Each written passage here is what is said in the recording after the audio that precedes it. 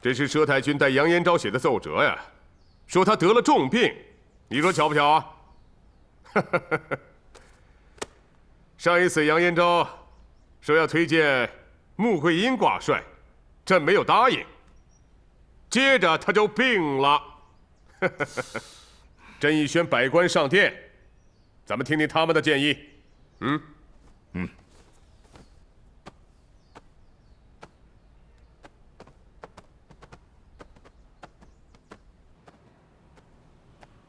圣上驾到！吾皇万岁！万岁！万万岁！众爱卿平身吧。谢圣上。各位爱卿都听说了吧？佘太君代杨延昭为穆桂英请求元帅之职，众爱卿有什么看法呀？圣上，微臣觉得佘太君上奏有所欠妥，推荐元帅该由朝中大臣建议。佘太君已离朝多年，不该过问此事。可佘太君随军作战，了解前方情况，向圣上推荐，并不为过呀。杨元帅有病，穆桂英可以代他行使元帅之职，可公然为他要帅，似乎有举帅为亲之嫌。此话差矣。现在和辽军对阵，生死就在瞬间，佘太君怎会如此不识时务？再说，元帅的担子重似千斤，穆桂英没有铁打的肩膀，佘太君怎会向圣上举荐？圣上，不管怎么说，从古到今没有女人挂帅先例，拜穆桂英为帅，怕众兵将不服。自古没有的事，并非后人不能做。至于女人挂帅服不服，以本王看，不在男女，而在于她有没有为帅的能力。就算穆桂英有能力，臣以为也不能拜他为帅。他父亲穆羽一直在穆柯寨占山为王，与朝廷抗衡。穆桂英为帅，是给谁带兵啊？当然是为大宋。她丈夫是杨宗保，公公是元帅。话是这么说，众臣百姓看来，这非常别扭。什么别扭不别扭？前方战事十分火急，急需能人消危解难，而你却盯着穆桂英的身世不放。别忘了，穆桂英并非真心归顺朝廷，她是为了亲情才出征的。你只说对了其一，穆桂英心胸宽广，她把百姓看得和亲情一样重。不管怎么说，拜穆桂英为帅，总让人觉得是从外边借的人带大宋的兵。那么按你的说法，宁愿丧地失城，也不让有能力的人率兵抵抗。何况穆桂英不是外人。圣上，穆桂英确实是个帅才，当今大宋无人能及。朕也听说过他曾经战败过杨宗保、佘太君和杨彦昭，但能不能与辽军大规模用兵布阵，还未得到验证。挂帅之事容日后再定吧。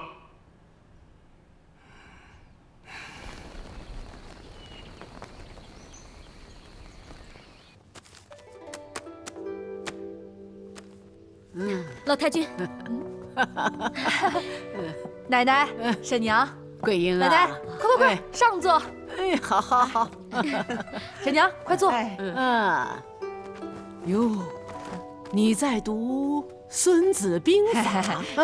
没有。好啊，你最近怎么样啊？啊？这个说来也奇怪了，我现在不但不吐了，比以前吃的还多了呢。哎呦，看来是老天助我呀！好啊，都得过这一关呐。哎，我托人找到了萧天佐的情况啊！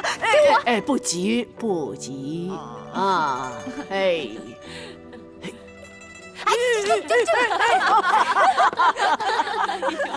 哎呀，这丫头，那上头啊写着萧天佐跟空山道人学过道学。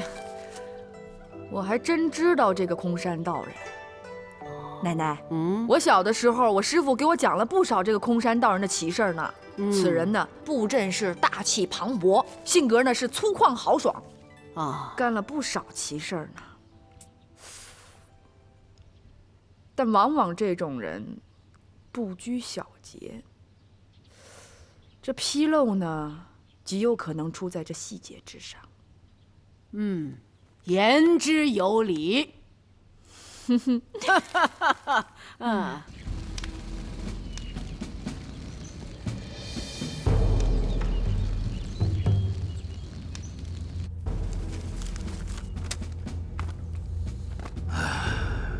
穆桂英乃北汉名将穆羽之女，她从小跟父亲学过《孙子兵法》，而且她还喜欢诗词歌赋。那玩意儿跟排兵布阵没什么关系。没关系，关系大着呢。学习高深的人理解兵法，跟文化低等不是一个境界。排兵布阵也有天壤之别。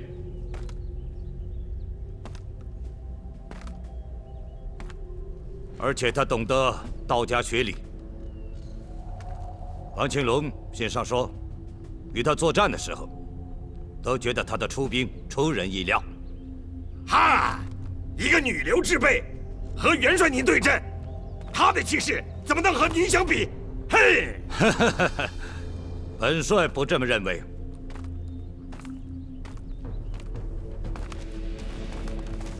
王庆龙说，他曾经战胜过佘太君、杨延昭和杨宗保，可他们3个人都是宋军的佼佼者。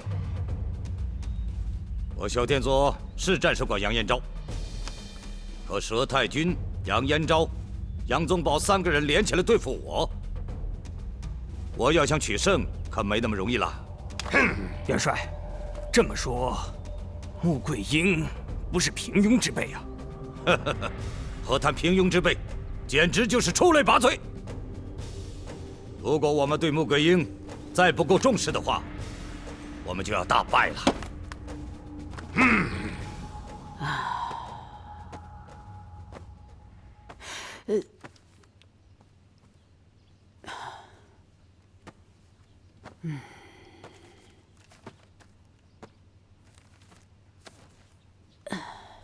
推举穆桂英挂帅之奏本，圣上一直未批，这真是众臣的非议所致，使圣上犹豫不决。要不，儿再上本启奏？再奏也是无济于事啊。可是，名不正则言不顺呐。虽然说桂英代我行使元帅之职，可是对辽军的威慑力已经小了不少啊。谁说不是呢？别说是众将领颇有微词，就是咱家的七娘八妹，都不心悦诚服。这样下去，预辽前景不妙啊！哎，正因为如此，娘才忧心忡忡啊。不过老娘倒有个办法可用。娘，你快说。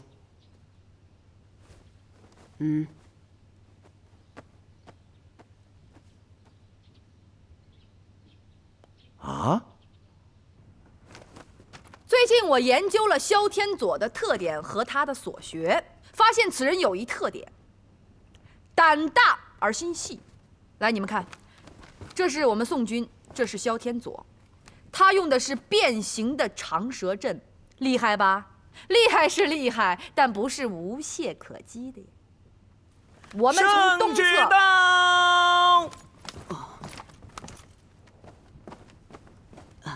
穆桂英接旨。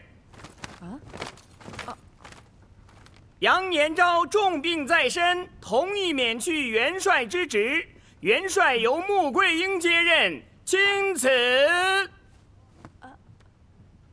接旨吧。谢圣上。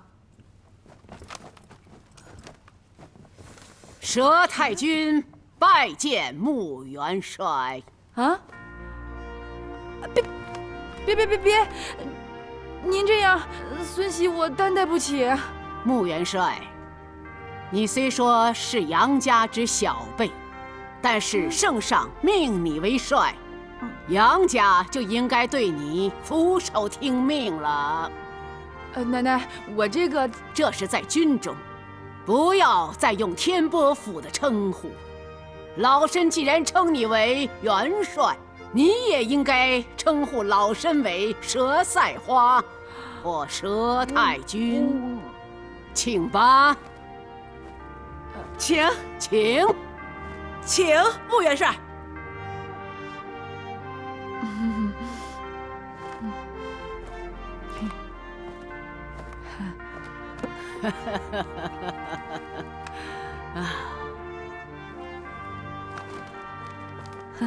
穆元帅，我们妯娌坚决听从元帅吩咐。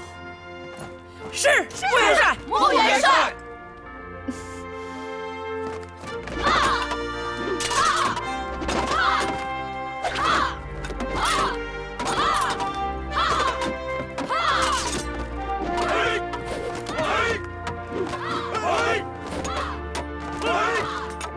穆元帅，我现在就把萧天佐和他的天门阵跟你说一说。爹爹，请讲。这萧天佐击败赵元帅又3次胜我，靠的是阵法。他和萧天佑自是黑白两蛟龙，乾坤在握，天佑其成，以2仪生4象之理，针对我宋军用兵之道，独创了天门阵，把乾艮坎阵、坤兑离巽发挥得淋漓尽致，而最终归之于先天混集。这个天门阵高深诡异，神秘莫测，兵将入其内如入迷津，只觉得杀机重重，危机四伏，故而没有取胜之理啊。你若与其对阵，切记要扬己之长，万万不可照搬兵书，循规蹈矩啊！儿媳知晓了。报！杨将军，王建军派副将前来问候。是那个姓潘的吧？正是。奶奶，这个家伙肯定不是什么好东西。哎，宗宝，爹爹，奶奶，当下这个时候啊，还是以粮草为重啊。言之有理，家中有隔夜粮，心中不发慌嘛。好，那就让他前厅等候。是。来，奶奶。来，走。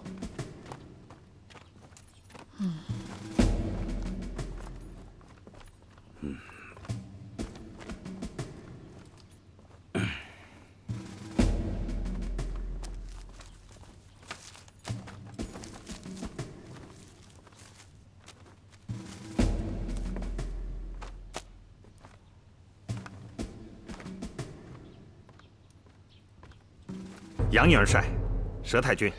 啊，将军请坐。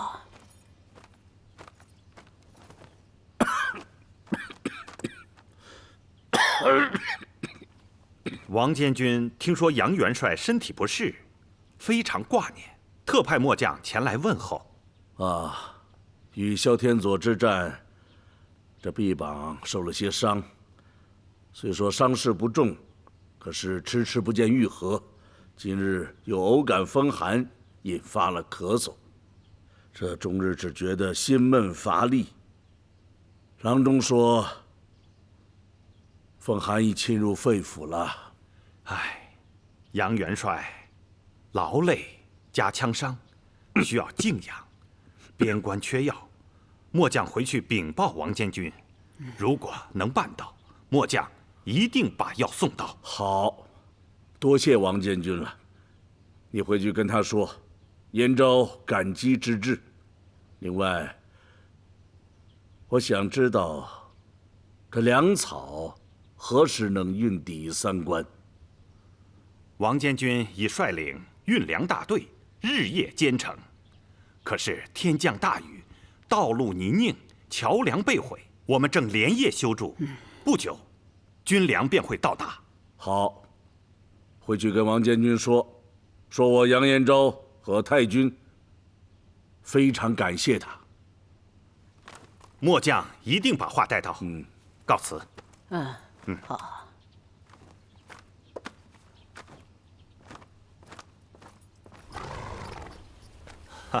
马都尉，潘将军，圣上已任命穆桂英为帅，你知道吗？什么？圣上已任命穆桂英为帅？将军不知道圣旨已下？啊，知道。不过，杨元帅刚刚中风啊。穆元帅是有些本事。的确名不虚传。可他再有本事，他也是个女人呐。况且还怀有身孕。怀有身孕？可不是嘛。他本想把孩子颠下来，可这孩子怎么颠也颠不下来。哎，将军，怀孕之时可千万得搁在肚子里呀。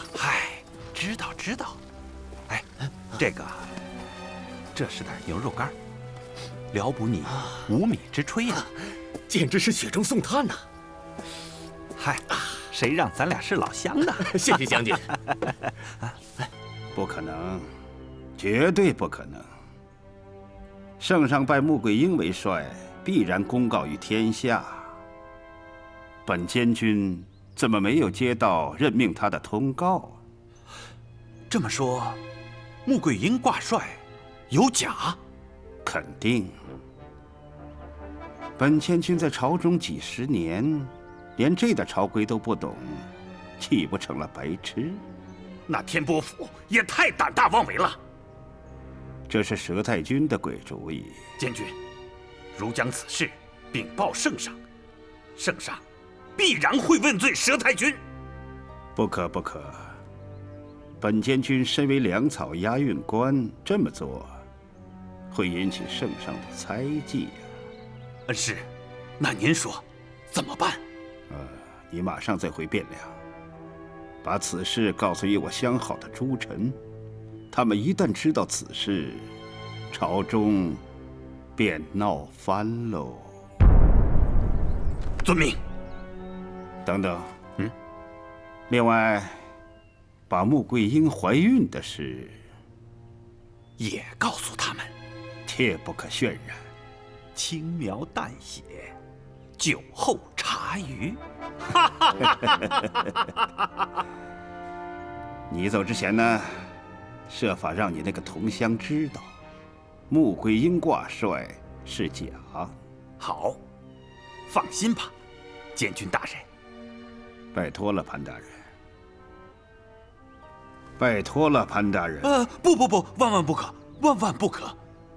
恩师，你我大业在此一举，潘将军重任在身呐。告辞。八仙王，老臣有一事请教。听说圣上已拜穆桂英为帅，您可知道？什么？你说什么？穆桂英已经行使元帅之职，可我们还不知晓。看来此事，王爷也不知道。按常理，推举元帅应该是由众大臣商议推举。可是众大臣哪个也闻所未闻，此事有点蹊跷。圣上驾到！吾皇万岁万岁万万岁！众爱卿平身。谢圣上。刚才听诸位议论热烈啊，都在议论些什么呀？圣上，臣等听说穆桂英已挂帅的消息，不过臣等没有接到圣上的旨意，都觉得此事有点蹊跷。你说什么？穆桂英挂帅了？正是。启禀圣上，臣也听到了确切消息。圣上，微臣也是。不可能！朕还没有颁旨呢。他穆桂英就是10个脑袋，他也不敢自称元帅。可是微臣得到的消息千真万确呀。微臣也是，我们也有所耳闻。你们的消息来自哪里？这消息必定出于心怀叵测之人，意在扰乱我军。圣上，消息是否真实，只有派亲信速去前方打听确切。传旨，派专人查清楚。奴才遵命。圣上，臣以为为了前去了解，效果未必甚佳。圣上既然拜杨延昭为帅，让穆桂英辅助，就该疑人不用，用人不疑。此去派人探听，会让将帅感到圣上不甚信任，恐怕情绪会有所波动。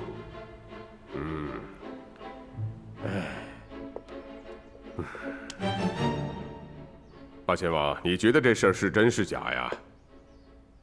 臣以为肯定是造谣惑众。假传圣旨，按大宋律当斩，无风不起浪啊！想必这些人说这些话也绝不是没有顾忌。圣上，您想，御辽若要取胜，首先是君臣无猜，而辽军和奸佞最希望的就是君臣猜忌，所以臣料到，这是辽军或别有用心之人挑拨离间，圣上没有必要理睬。萧天佐竟然能把单一的阵法组成108阵的天门阵，其中必有规律。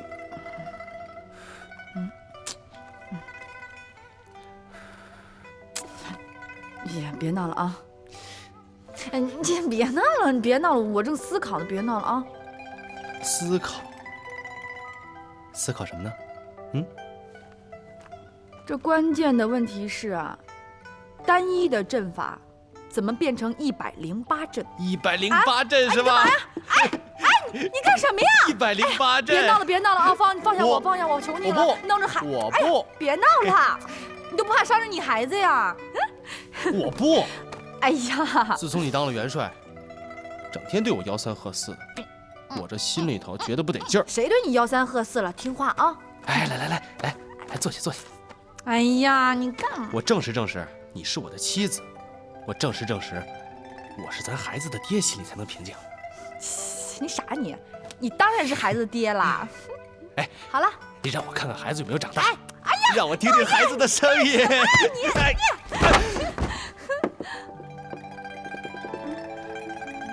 你没事吧你？快我扶你起来吧。我自己能起来。来，你真没事啊？你干什么呀？你这人真没劲。哎，我这怎么可能？这怎么可能呢？我这个同乡啊，信上说的有道理。我们走城过乡的都没见到圣上拜穆桂英为帅的告示啊，难道您就不觉得奇怪吗？如果真是这样的话，事情可就闹大了。圣上尚未拜帅，他算哪家的元帅？正因为如此，我才找你商量。你说，咱们若是跟着他，还不知道他是什么目的。抵抗辽军，这个应该不会有假。这不一定。那杨家为了保大宋，死了不少人，许多人都说杨家和圣上有过节。咱们这么跟着他，到头来什么下场，还很难说呀。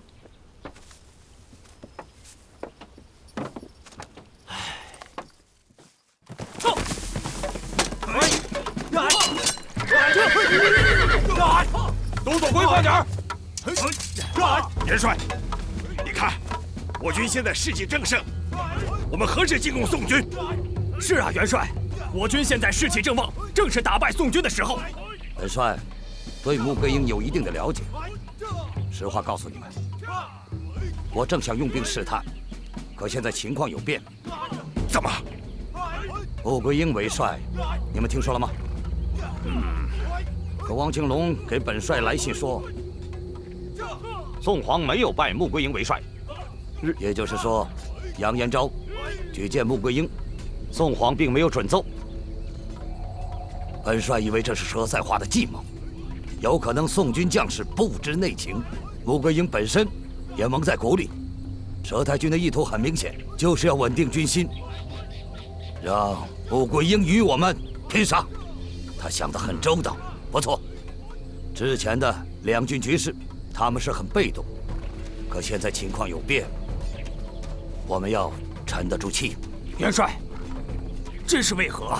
佘太君之所以这么做，就是要我们与他拼杀，我们不能让他达到这个目的。穆桂英私自挂帅，在朝廷里传得沸沸扬扬，宋军将士也有猜测，也有疑惑，连宋皇对杨家也有提防之心。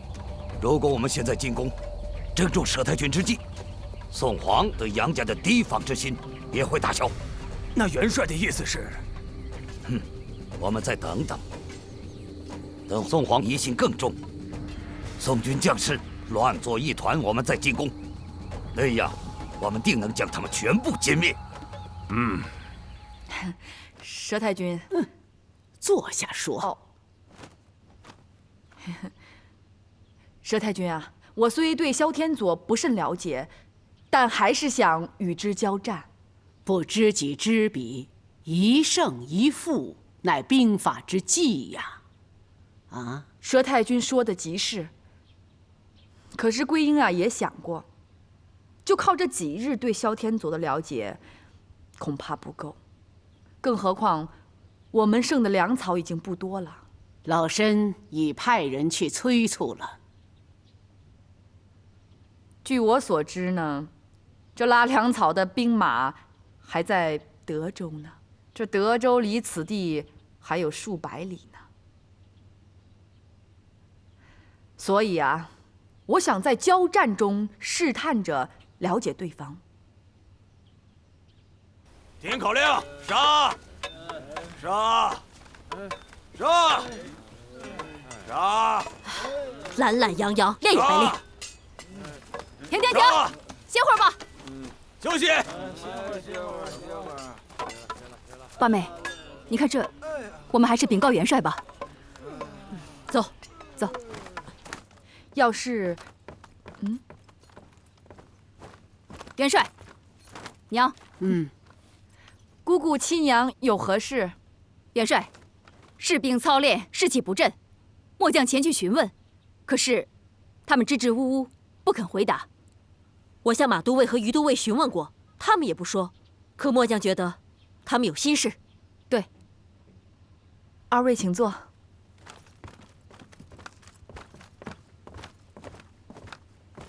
拜见元帅。拜见元帅。二位将军有何事？孟良有话要禀报元帅，不知当报不当报？没有什么当报不当报的，有话直说。士兵纷纷议论，说圣上并没有拜您为帅。他们说的有鼻子有眼的，我和孟将军训斥了他们，其结果，他们心有疑虑。孟郊二将军，你们久经沙场，对那些蛊惑人心之人，该一律严惩。大敌当前，就怕相互之间猜忌，人心不齐，如何去应战呢？恐怕自身都难保啊！桂英，在。你七娘姑姑孟郊二将军都是直率之人，他们的话，你不必在意。你刚刚挂帅，况且还是女人身，众人定难信服。可是桂英，你不必担心的，就以你的才智谋略，一仗就能让他们人仰马翻。不过，桂英啊，你要保住你的胎儿啊，保住我杨家之后，好去好回。孙袭遵命。朝廷众大臣已乱作一团，皇上虽未上朝，但王监军知道他已万分气愤。这是极好的征兆。那现在是该禀报萧元帅的时候了。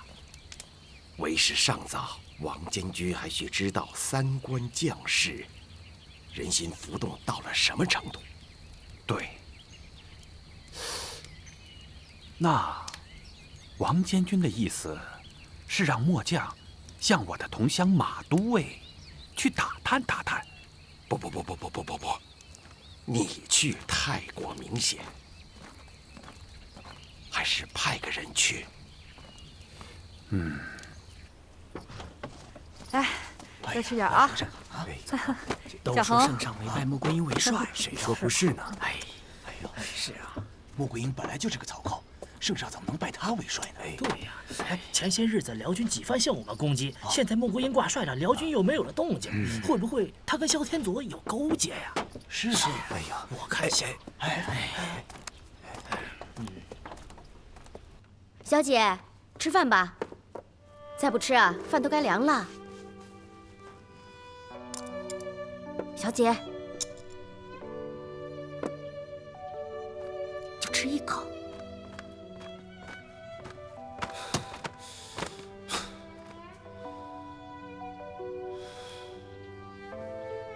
怎么了？气死我了！谁惹着你了？手下几个士兵胡说八道，说圣上并未拜你为帅，我把他们几个绑在立柱上，饿他们一个晚上。你干什么你？这爱兵如子，那是兵法上的要求，也是一个将军该做的事儿。你怎么可以随意处罚他们呀？他们蛊惑人心，你不知道人心多么浮躁。浮躁需要解决，但不能这么做。行了，你赶快给他们松绑，并赔礼道歉。你是不是当元帅，你发命令发上瘾了？我还不是为了你好。哎呀，我知道你为我好，不管怎么样，你也不能这么做。去吧，我命令你即刻就去。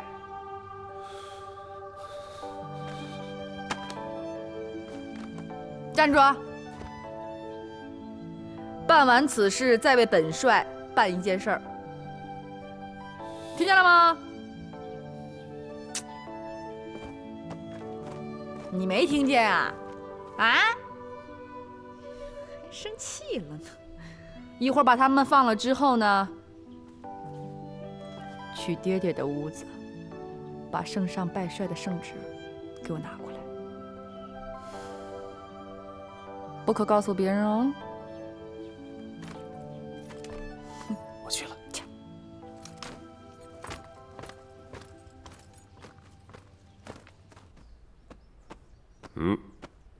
臣受命前来。皇兄，请坐吧。朕了解到了，穆桂英挂帅确有此事，可是朕终于明白了，这是佘太君的意思。你说佘太君虽然没有明着跟朕埋怨过，可是她的丈夫和儿子之死，她一直记恨着我们赵家。加上杨宗保的事儿，又加上了她对朕的不满，所以她才假传圣旨啊。朕派去的人回来说，前线的将士情绪浮动，这正是佘太君的意思。他正想这样让自己自乱，让辽军一举歼灭。圣上，臣以为此话不可信。穆桂英挂帅，就算是佘太君的主意，可佘太君绝不会和辽军苟合。先不说她丈夫和儿子之死与辽军结下了冤仇，就是佘太君的人品，也绝不会做出伤害大宋和百姓之事啊。现在臣有点明白了。佘太君为什么让穆桂英挂帅？是因为他们面临困难，不得已而为之啊。圣上，您想，假传圣旨，按大宋律列第1条，当斩。他佘太君为何这样？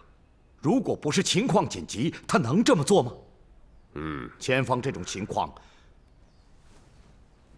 臣倒要劝圣上早做决断。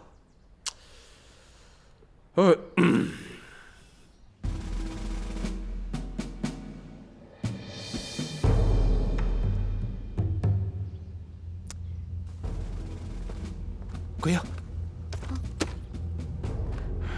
拿了。彩云，放下帐帘，在外守候。是。快。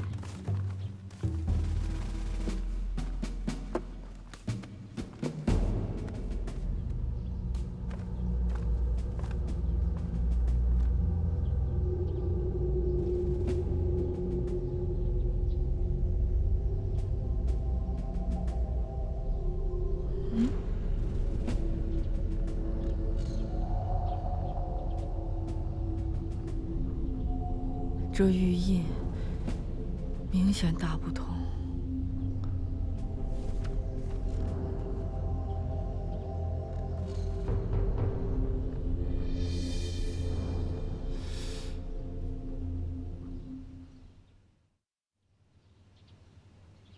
原来我以为桂英挂了帅，萧天佐会举兵来犯，没想到他竟然按兵不动。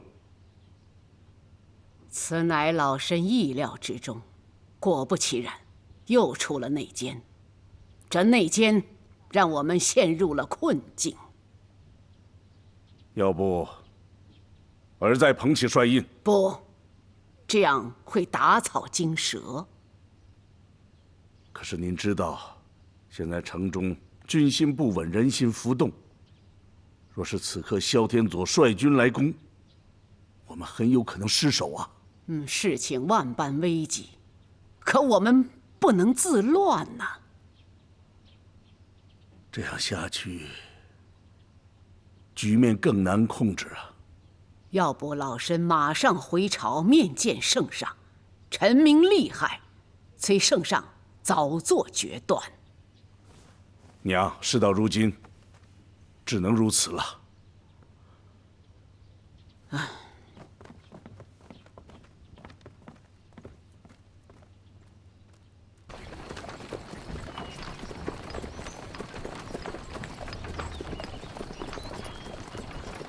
海峰啊，在，路途遥远，你到前面各个兵站，通知他们速去准备粮草和马匹。你快去！遵命，驾！撤！议论来议论去，你们都不赞成让穆桂英挂帅，可又推荐不出合适的人选，你们这不是为难朕吗？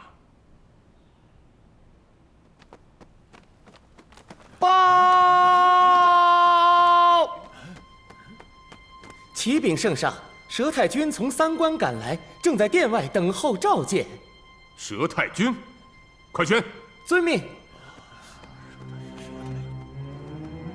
宣佘太君觐见。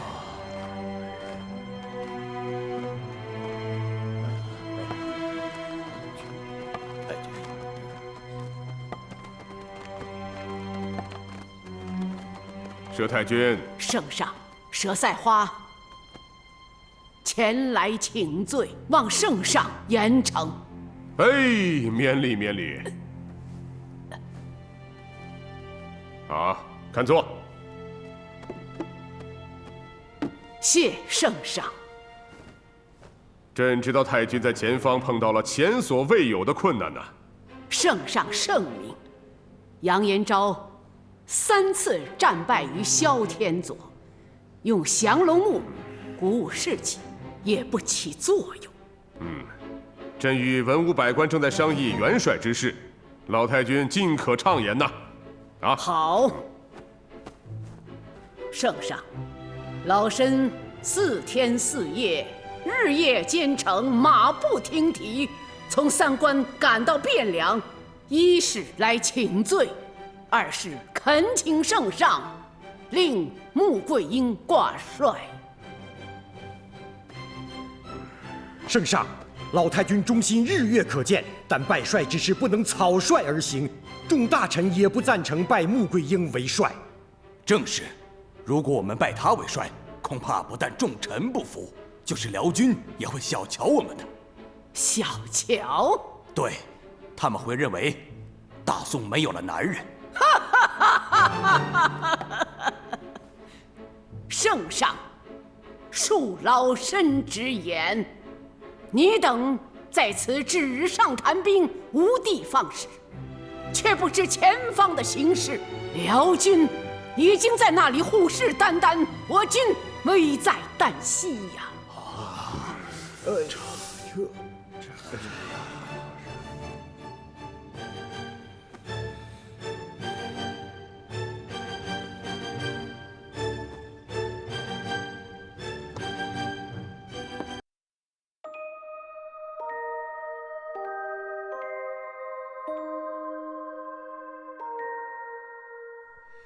我的心里，你是一尊雕像，铁血沙场，你是战马脱缰，射张回响，你是杨门女将，点点胭脂。你是一朵丁香，